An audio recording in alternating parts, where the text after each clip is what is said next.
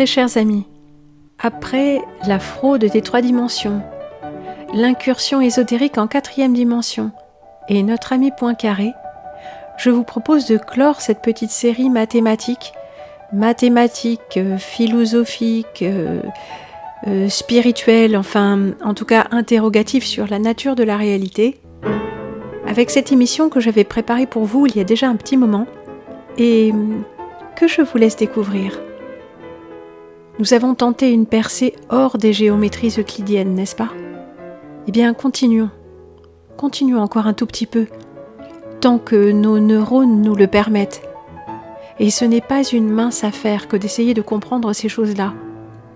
Et si vous avez décroché à la 4e dimension, lors des explications pourtant les plus claires possibles des vulgarisateurs mathématiques qui se sont efforcés de nous faire pénétrer le sujet, eh bien sachez que moi aussi j'ai un mal infini à les suivre.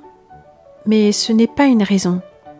Efforçons-nous, voulez-vous, efforçons-nous de muscler un peu les boyaux de la tête, s'il vous plaît, à l'heure où tout dégénère. Faisons cet effort. Faisons-le pour nous-mêmes. Faisons-le de toute manière. Faisons-le par désir d'élévation et d'excellence et de compréhension. Nous avons des facultés cognitives. Tâchons d'en faire un bon usage. Un hémisphère gauche fonctionnel, souple mais rigoureux. Puisque cette partie de notre intelligence a été surdéveloppée, ou plutôt cette partie de notre fonctionnement a été surdéveloppée, mais mal surdéveloppée, comme une forme d'obésité mentale. Ce qui ne veut pas dire que notre hémisphère gauche a été bien nourri. Il s'est surdéveloppé, mais mal développé. Or, pour réaliser la synthèse du masculin et du féminin en nous-mêmes, il nous faut réaliser la synthèse d'un hémisphère gauche fonctionnel, ni atrophié, ni hypertrophié, ni trop mince, ni trop gros, mais surtout pas rigide, pas sclérosé.